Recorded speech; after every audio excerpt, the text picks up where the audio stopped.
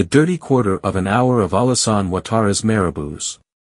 The Ivorian despot, behind his polite appearance, is in reality a follower of occult practices.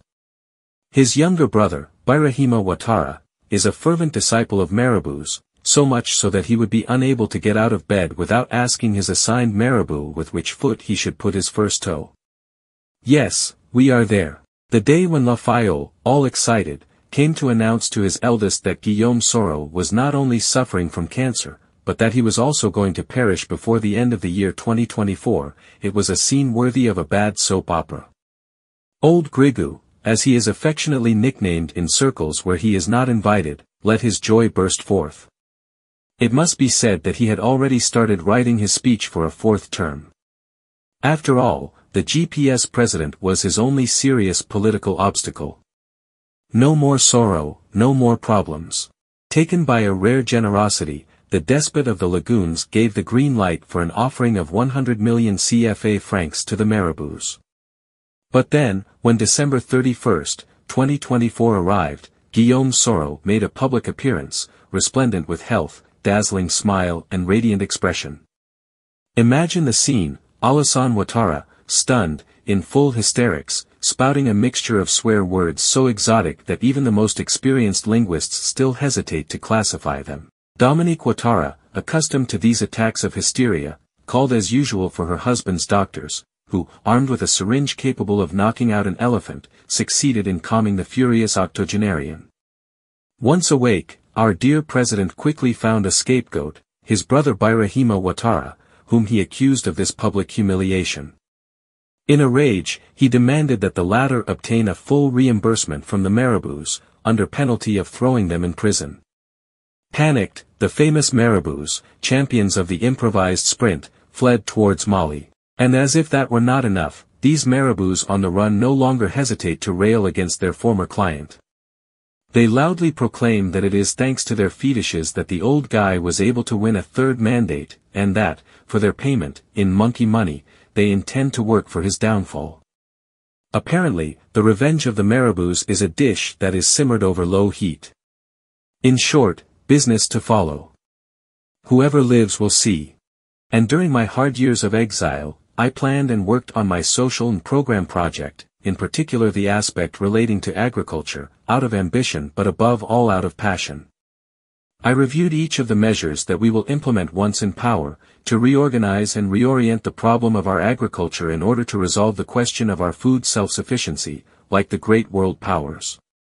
How are we going to change our agriculture?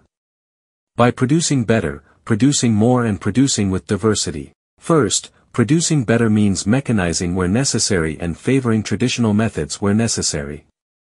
It means improving the yield of our soils and our livestock by better controlling scientifically proven parameters. It means offering new training and job opportunities to our women, jobs to our young people, today left to idleness and despair. Then, producing more means giving ourselves the means to no longer let lack dictate exorbitant prices to us, solely because we depend on others for what we can produce ourselves, at home.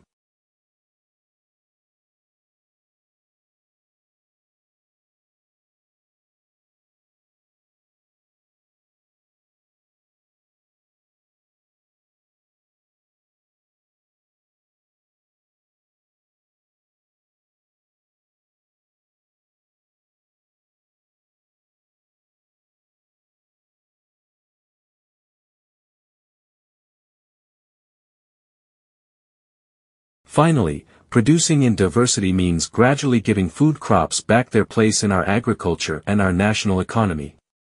Instead of relying on rice and wheat imports, we can revive the cultivation of staple cereals, tubers and vegetables, while improving the productivity of cash crops. In this way, we will be able to avoid running out of foreign currencies during this necessary rebalancing period. To do this, I will set up a multidisciplinary commission responsible for designing and leading a planned agricultural transition. This commission will guarantee the achievement of food self-sufficiency, as well as the modernization and industrialization of our agriculture.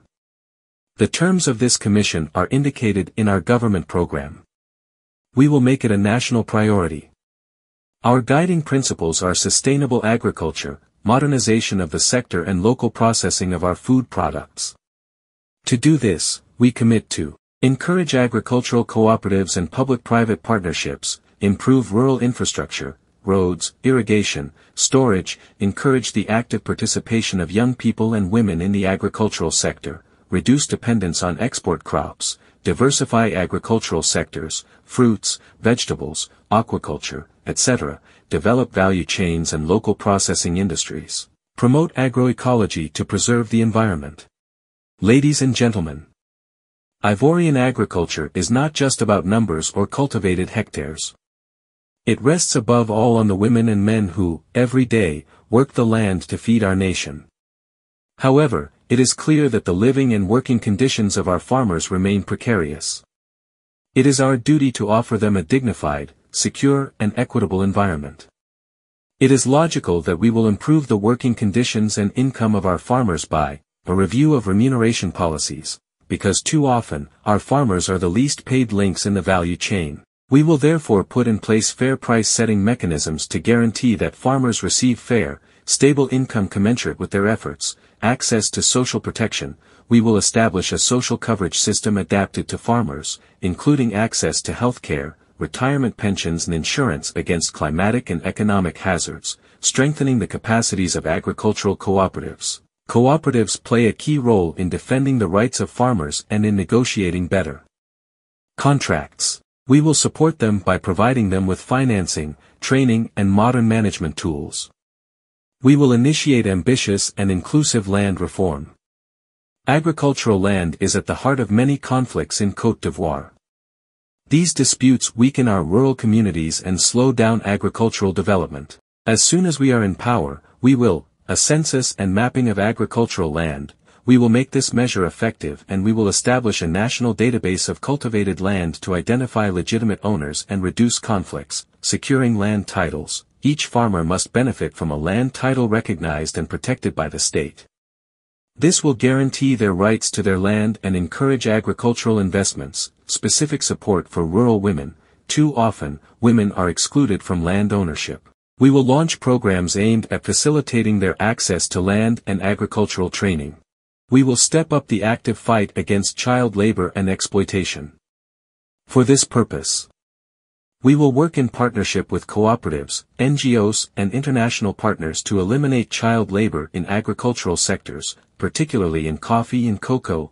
Agricultural operations will have to respect minimum standards in terms of safety, working hours and remuneration to guarantee acceptable and attractive human conditions. To improve the quality of life of farmers, we will invest in the development of rural infrastructure by the construction of rural roads to connect farms to markets, access to drinking water and electricity in agricultural areas, the development of schools and health centers in rural areas to meet the needs of farming communities.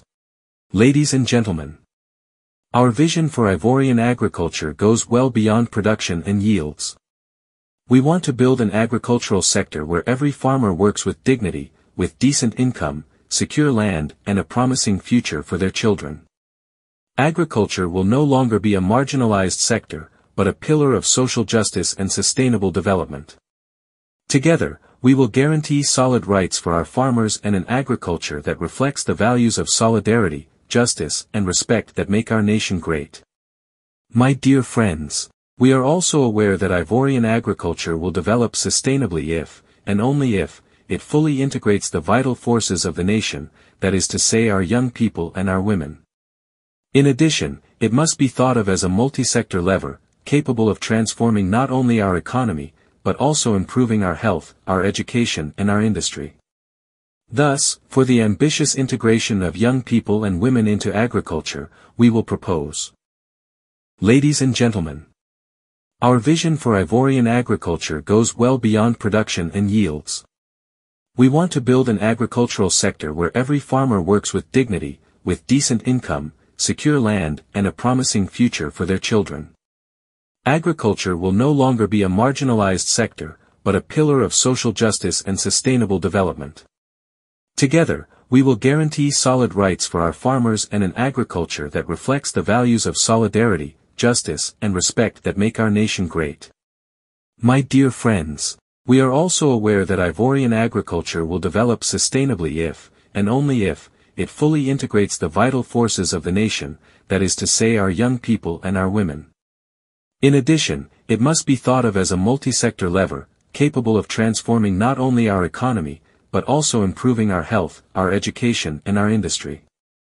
Thus, for the ambitious integration of young people and women into agriculture, we will propose adapted and accessible training through a national agricultural training program which will combine modern techniques, ecological practices, and entrepreneurial management. Access to credit and financial support through the provision of microcredit funds via cooperatives, development banks and public-private partnerships to support their projects. Encouraging agricultural entrepreneurship, young people and women will benefit from technical, financial and commercial support, with easier access to local and sub-regional markets. Concerning the promotion of multi-sectoral agriculture with a view to transforming Ivorian society, we will work to make this area a key lever for health, education and industry. In terms of health, local agricultural production will improve nutrition in school canteens, by integrating products such as tubers, legumes and fruits. At the education level, agricultural education modules will be included in schools, with partnerships with universities and research institutes to respond to agricultural challenges.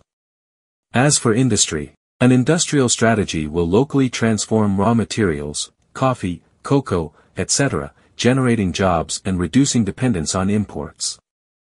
Regarding the establishment of innovative and inclusive agricultural financing, we will undertake the following initiatives: the creation of a sovereign fund dedicated to agriculture through strategic financing to modernize the sector, a call for private investments in an attractive tax environment which will encourage national and foreign investors to support agriculture and the agri-food industry, market development with digital platforms and trade agreements to connect farmers to local and sub-regional markets, local processing of products through investments in infrastructure to create added value, strengthen the domestic economy and generate jobs. Overall, by integrating young people, women and multi-sector perspectives, we will make Ivorian agriculture much more than just an economic sector. It will become a powerful tool to strengthen social cohesion, improve public health, support education and transform our industry. Chris Yapi does not lie. Find Chris Yapi on his 2 YouTube channels, his Rumble channel, his TikTok, X, Instagram, VK and Threads accounts.